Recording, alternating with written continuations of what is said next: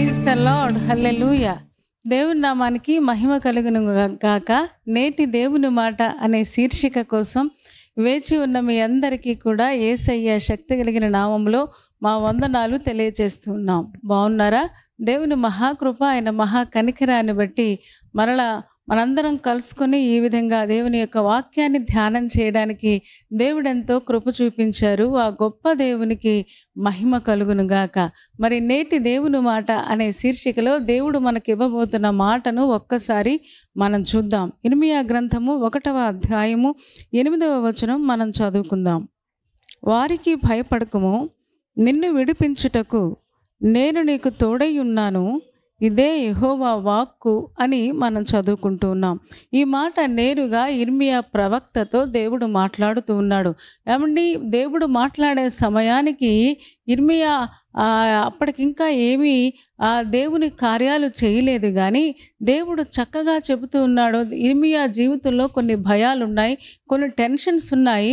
అందుకనే నేరుగా చెబుతూ ఉన్నాడు, నువ్వు దేనికి భయపడాల్సిన పని లేదు, నిన్ను విడిపించడానికి నేను నీకు తోడుగా ఉన్నాను అని చెప్పడం మనం చూస్తూ ఉన్నాం. ఇంతకీ ఇర్మీయా దేనికి భయపడుతూ ఉన్నాడు, ఎందుకు భయపడుతూ ఉన్నాడు అని మనం ఒక్కసారి చూస్తే 4వ వచనం చదువుదామా ఒక్కసారి.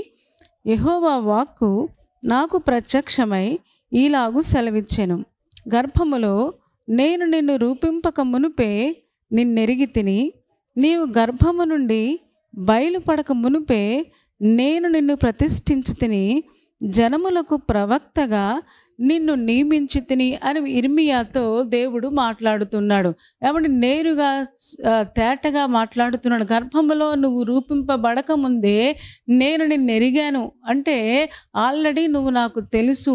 నువ్వు గర్భంలో పడకముందే నిన్ను ఒక మంచి ఉద్దేశంతో ఈ లోకంలోనికి పంపిస్తున్నాను అనే విషయం నాకు అప్పుడే తెలుసని దేవుడు మాట్లాడడం మనం చూస్తూ ఉన్నాం. అంత మాత్రమే కాదు, నీవు బయలు పడక మునుపే ఆల్రెడీ నిన్ను ప్రతిష్ఠించేశాను, దేవుని సేవ కోసం ప్రతిష్ఠించాను, దేవుడు పని నువ్వు చేయాలి అని చెప్పడం మనం చూస్తూ ఉన్నాం. జనములకు ప్రవక్తగా నేను నియమించితిని అని చెబుతూ ఉంటే ఇర్మీయా ఏమంటున్నాడో చూద్దామా ఒక్కసారి. అందుకు అయ్యో ప్రభువగు యెహోవా, చిత్తగించుము, నేను బాలుడనే మాటలాడుటకు నాకు శక్తి చాలదని నేను అనగా అని చెప్తున్నాడు. ఏమంటే ఇర్మీయా అంటున్నా, నేను బాలుండి కదా, నాకు శక్తి సరిపోదు, నాకు బలం సరిపోదు, నాకు అంత జ్ఞానం లేదు, నాకు అంత సామర్థ్యం లేదు. చిన్నపిల్లోడిని పట్టుకొని నువ్వు ఇశ్రాయేలు జనాంగం దగ్గరికి వెళ్ళమంటున్నావు, వాళ్ళకి ప్రవక్తగా నియమించానని చెప్పమంటున్నావు. నీ పిల్లలైన ఇశ్రాయేలులకు చెప్పాలి అంటే ఎంత జ్ఞానం ఉండాలి, ఎంత సామర్థ్యం ఉండాలి.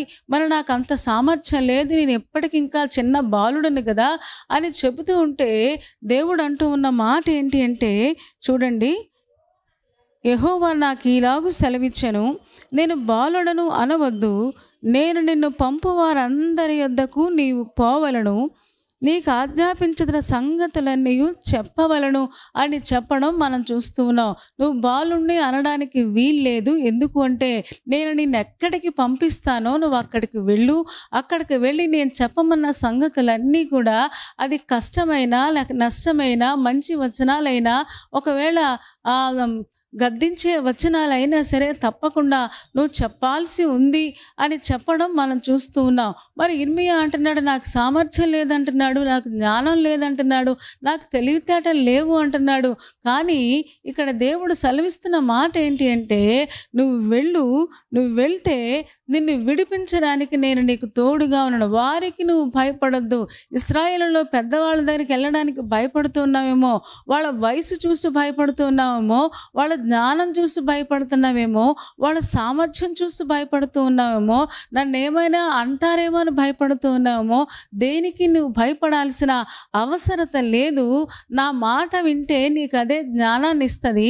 నా మాట వింటే నా మాటే, నా ఆజ్ఞే నీకు సామర్థ్యాన్ని కలుగజేస్తుంది అని చెప్పడం మనం చూస్తూ ఉన్నాం. అందుకనే చెబుతూ ఉన్నాడు, వారికి అస్సలు నువ్వు భయపడాల్సిన పని లేదు. నిన్ను ఏ పని మీద అక్కడికి పంపించి పంపించానో ఆ పనికి తగిన సామర్థ్యాలు నేను ఇస్తాను. ఈ రోజున దేవుడు మనకు కూడా అదే చెప్తూ ఉన్నాడు.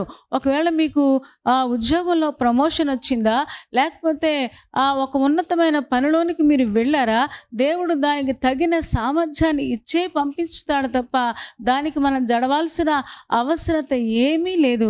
దేవుడు ఎక్కడికైనా పంపించాడు అంటే దానికి తగిన సామర్థ్యత ఆల్రెడీ దేవుడు మనలోనే ఉంచి నడిపిస్తాడు. కాకపోతే మనం ఆయన ఆజ్ఞలు పాటించాలి. ఆయన చెప్పిన మాట వింటే మనకు చాలు. పంపించే వాళ్ళ దగ్గరికి వెళ్ళాలంట, చెప్పమన్నది చెప్పాలంట. ఈ 2 విషయాలు మాత్రమే ఇర్మియా చెప్పాలి తప్ప ఏం చెప్పాలో లేకపోతే అతను ఆలోచించుకోవలసిన అవసరత లేదు. ఎందుకంటే ఆలోచనకర్త అయిన దేవుడే ఆ మాటలన్నీ ఇస్తాడు. అది దేవుని సేవైనా, లేకపోతే ఉద్యోగమైనా, లేకపోతే మరింకొక పనైనా, ఏదైనా కావచ్చు. దేవుడు మనల్ని ఎక్కడికైనా పంపిస్తే దానికి తగినంత సామర్థ్యాన్ని, జ్ఞానాన్ని దేవుడు మనకిస్తారు అనే విషయం మనం నేర్చుకుంటూ ఉన్నాం. చూడండి, తల్లిదండ్రులు ఎక్కడికైనా వెళ్ళి రమ్మని పంపించారనుకోండి, అక్కడికి వెళ్ళడానికి రాను పోను ఛార్జీలు ఎలాగైతే ఇచ్చి అక్కడ ఉండాల్సిన బస ఎలాగైతే సిద్ధం చేసి పంపిస్తారో దేవుడు కూడా అంతే. ఆయన ఒక పని మీద పంపించారు అంటే తప్పకుండా దానికి కావలసిన సామర్థ్యాన్ని దేవుడు మనకిస్తారు. కాకపోతే మనం చేయాల్సింది ఏంటి అంటే మనం భయపడకూడదు. ఇక్కడ అదే చెప్తున్నాడు, నువ్వు వారికి భయపడద్దు. అక్కడికి వెళ్ళడానికి భయపడుతూ ఉన్నావు కదా, మనుషుల్ని చూసి భయపడద్దు, అధికారులను చూసి భయపడద్దు. భయం వస్తే నేను చెప్పింది సరిగ్గా నువ్వు వినలేవు. భయం వస్తే నేను చెప్పింది సరిగ్గా నువ్వు వాళ్ళకి చెప్పలేవు. అందుకనే భయపడద్దు అని చెప్పడం మనం చూస్తూ ఉన్నాం. ఈ రోజున అదే వాగ్దానం దేవుడు మనకు కూడా ఇస్తూ ఉన్నాడు. ఏ పరిస్థితులు మీరు ఎదుర్కోబోతూ ఉన్నారో, దేవుడు ఎక్కడెక్కడికి మిమ్మల్ని పంపించబోతూ ఉన్నారో, మరి ఆ పంపించే స్థలాలలో భయపడాల్సిన పని లేదు. భయం వస్తే మనం చెప్పాల్సిన విషయాన్ని కూడా స్పష్టంగా చెప్పలేము. భయం వస్తే వినాల్సిన విషయాన్ని కూడా స్పష్టంగా మనం వినలేము. అనవసరంగా దేవుని నామానికి అవమానం వస్తుంది కదా. అందుకనే చెబుతూ ఉన్నాడు, ఇర్మియాతో అంటున్నాడు, నేను బాలుడిని అని అనొద్దు.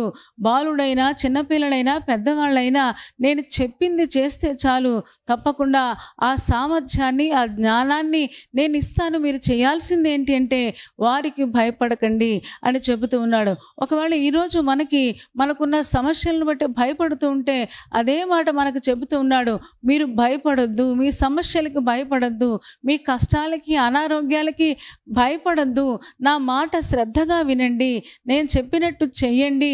చేస్తే మిమ్మల్ని విడిపించడానికి మీకు తోడుగా ఉన్నాను అని చెప్పడం మనం చూస్తూ ఉన్నాం. ఏమంటే దేవుడంట మనల్ని విడిపిస్తాడంట, దేవుడంట నిలబెడతాడంట. ఈ రోజున మీరు ఏ పరిస్థితుల మధ్యలో నలిగిపోతూ ఉన్నారో ఆ పరిస్థితులన్నిటి నుంచి విడిపించగలిగిన సమర్థుడైన గొప్ప దేవుడైన తప్పకుండా ఆయన విడిపిస్తారు, నిలబెడతారు, వాడుకుంటారు. ఇందులో అనుమానం ఏమీ లేదు. అదే చెబుతూ ఉన్నారు, నిన్ను విడిపించడానికి నేను నీకు తోడుగా ఉన్నాను. ఒకవేళ వారు నిన్ను బంధించినా సరే నిన్ను విడిపిస్తాను అని చెప్పడం మనం చూస్తూ ఉన్నాం. ఈ రోజున విశ్వాసులుగా మనం కూడా సమస్యలు చూసి భయపడుతూ ఉంటే భయపడద్దు అని దేవుడు చెప్తూ ఉన్నాడు. భయపడుతూ మనం దేవుని యొక్క కార్యాన్ని సంపూర్ణంగా మనం చేయలేము. అందుకనే భయపడద్దు అని చెప్తున్నాడు. అందుకనే కొరింథీయులకు రాసిన 2వ పత్రిక 4వ అధ్యాయం ఒక్కసారి మనం చూద్దామా. అక్కడ పౌలు గారు కూడా చాలా చక్కగా చెబుతారు. కొరింథీయులకు రాసిన 2వ పత్రిక 4వ అధ్యాయములో చూడండి, అక్కడ రాయబడిన మాట ఏంటి అంటే 7వ వచనం మనం చదువుకుందామా. అయినను ఆ బలాధిక్యము మా మూలమైనది కాక దేవునిదై ఉండినట్లు మంటి ఘటములలో తన ఐశ్వర్యము మాకు కలదు. ఎటుబోయినను శ్రమపడుచున్నను ఇరికింపబడువారము కాము, అపాయములో ఉన్నను కేవలము ఉపాయము లేని వారము కాము, తరుమబడుచున్నను దిక్కులేని వారము కాము, పడద్రోయబడునను నశించువారము కాము. యేసు యొక్క జీవము మా శరీరమందు ప్రత్యక్షపరచబడుటకై యేసు యొక్క మరణానుభవమును మా శరీరమందు ఎల్లప్పుడూ వహించుకొని పోవుచున్నాము అని పౌలు గారు చెప్పడం మనం చూస్తున్నాం. అంటే మా సామర్థ్యం అంతా క్రీస్తులోనే ఉన్నది. అపాయాలు వచ్చినా, శ్రమలు వచ్చినా, కష్టాలు వచ్చినా మేము ఇరికించబడేవారం కాదు, మేము పారిపోయే వాళ్ళం కాదు. ఎందుకు అంటే యేసు యొక్క జీవము మా హృదయంలో ఉంది. ఆ జీవము మమ్మల్ని తప్పకుండా ప్రతి అపాయం నుంచి మమ్మల్ని తప్పిస్తుంది, ప్రతి శ్రమ నుంచి మమ్మల్ని తప్పిస్తుంది అని చెప్పడం మనం చూస్తూ ఉన్నాం. ఈ రోజున అదే సామర్థ్యాన్ని దేవుడు మనందరికీ దయచేస్తూ ఉన్నాడు. ఈ రోజున ఎన్ని సమస్యలు ఉన్నాయో, ఎన్ని పోరాటాలు ఉన్నాయో, ఎన్ని యుద్ధాలు ఉన్నాయో వాటన్నిటి నుంచి విడిపించగలిగిన ఆ గొప్ప దేవుడు మనకు తోడుగా ఉన్నాడు. ఎందుకంటే యేసు యొక్క జీవము మన హృదయాలలో దాగి ఉంది కదా. ఆ జీవము ప్రతి అపాయం నుంచి మనకు విడుదలిస్తుంది, ప్రతి శ్రమ నుంచి మనకు విడుదలిస్తుంది, ప్రతి కష్టం నుంచి మనకు విడుదలిచ్చి చక్కగా మనం నిలబెట్టగలిగిన సామర్థ్యం కలిగిన ఆ సామర్థ్యాన్ని దేవుడు మనకిస్తానని దేవుడు వాగ్దానం చేస్తూ ఉన్నాడు. అందుకనే ఇర్మియాతో అంటున్నాడు, నీవు వారికి భయపడద్దు, నేను తప్పకుండా నీకు విడిపించడానికి నీకు తోడుగా ఉన్నాను అని వాగ్దానం చేస్తూ ఉన్నాడు. కాబట్టి ఈ రోజున అదే వాగ్దానం మనకు కూడా దేవుడు ఆ వాగ్దానం ద్వారా మాట్లాడుతున్నాడు. మనం కూడా భయపడకుండా దేవుడి మీద భారం వేసి చక్కగా దేవుడు ఏ పని అప్పగిస్తే, లేకపోతే దేవుడు ఏది చేయమని చెబితే అది వాక్యం చదువుకోవడం కావచ్చు, ప్రార్థన చేయడం కావచ్చు, లేకపోతే మందిరానికి వెళ్ళడం కావచ్చు, ఆ పరిశుద్ధంగా జీవించడం కావచ్చు. ఈ రోజున దేవుడు ఏది చెయ్యమని మనకు చెబితే అది చక్కగా మనం చేయగలిగితే, ఆయన యందు భయభక్తులు కలిగి ఉండుటే జ్ఞానానికి మూలం కదా. మనం దేవుని ఆజ్ఞలు పాటిస్తే జ్ఞానం అదే, దేవుడు అదే జ్ఞానమని మనకు బోధిస్తూ ఉన్నారు. ఈ రోజున అలా చేయడానికి మనం ముందుకు సాగుదాం. దేనికి మనం భయపడద్దు, దేనికి మనం జడియొద్దు. ఈ రోజున అలా ఉంటే తప్పకుండా దేవుడు మనలో తన సామర్థ్యాన్ని ఉంచి చక్కగా దానికి తగిన పనికి తగిన సామర్థ్యాన్ని, ఉద్యోగానికి తగిన సామర్థ్యాన్ని, ఏ పనికైతే మనల్ని పంపిస్తూ ఉన్నాడో దానికి తగిన జ్ఞానాన్ని మనకు అనుగ్రహించి మనల్ని చక్కగా దేవుడు వాడుకుంటాడు. అలా చేయడానికి పరిశుద్ధాత్మ దేవుడు మనందరికీ సహాయము చేయునుగాక. తలలు వంచండి, కళ్ళు మూసుకోండి, చిన్న మాట ప్రార్థన చేద్దాం. పరిశుద్ధుడా, ప్రేమ కలిగిన మా తండ్రి, నీ పాదాలకు వందనాలు, స్తోత్రాలు చెల్లిస్తూ ఉన్నాం. నువ్వెంత మంచి దేవుడవు, ఎంత ప్రేమ కలిగిన దేవుడవు నాయన. ఈరోజు మీరు మాతో మాట్లాడిన ఈ శ్రేష్టమైన మాట కోసం మీకు వందనాలు. నీవు వారికి భయపడద్దు, నేను నిన్ను విడిపించడానికి తోడుగా ఉన్నాను అని మీరు చెప్పారు. మేము మా సామర్థ్యం మీద, మా జ్ఞానం మీద ఆధారపడకుండా నాయన ఎక్కడికి పంపిస్తూ ఉన్నావో, నాయన ఏ స్థలానికి పంపిస్తూ ఉన్నావో నాయన అక్కడికి తగిన జ్ఞానాన్ని, సామర్థ్యాన్ని మీరు మాకు ఇస్తారని విశ్వాసముతో నమ్మిన వారమై దేనికి, ఏ పరిస్థితికి, ఏ సమస్యలకు భయపడకుండా నీ మీద ఆనుకొని సాగిపోవడం మాకందరికీ నేర్పించమని ప్రార్థిస్తున్నాం. చేరి వచ్చిన ఒక్కొక్క విశ్వాసిని దీవించుము. ఏ బాధలో ఉన్నారో, సమస్యలో ఉన్నారో వాటన్నిటి నుంచి విడుదల ఇవ్వండి నాయన. నీ మీద ఆనుకొని సాగిపోవడం నేర్పించుము. పెళ్లి రోజు, పుట్టినరోజు జరుపుకుంటున్న వారిని నిండారులుగా దీవించండి. ఎగ్జామ్స్ రాస్తున్న వారికి, ఇంటర్వ్యూకి వెళుతున్న వారికి వారి చేయి పట్టుకొని మీరు నడిపించుము. రేపటి దినం కోసం మమ్మల్ని సిద్ధపరచండి. యేసయ్య శక్తి కలిగిన నామములో ప్రార్థించి వేడుకొనుచున్నాము తండ్రి. ఆమేన్. ఆమెన్ చెప్పారు కదా అందరూ. చాలా సంతోషం. చాలా ఓపికగా, శ్రద్ధగా దేవుని యొక్క వాక్యాన్ని మీరు వింటూ ఉన్నారు. మిమ్మల్ని బట్టి మేము చాలా సంతోషిస్తూ ఉన్నాం. కార్యక్రమం మీకు నచ్చితే లైక్ చేయండి, షేర్ చేయండి. అంత మాత్రమే కాదు, కామెంట్ కూడా పెట్టండి. ఇంకా ఈ ఛానల్ని సబ్స్క్రైబ్ చేసుకోకపోతే డాక్టర్ స్పర్జన్ యూట్యూబ్ ఛానల్ని సబ్స్క్రైబ్ చేసుకోండి. తద్వారా నోటిఫికేషన్స్ అన్నీ మీకు వస్తాయి.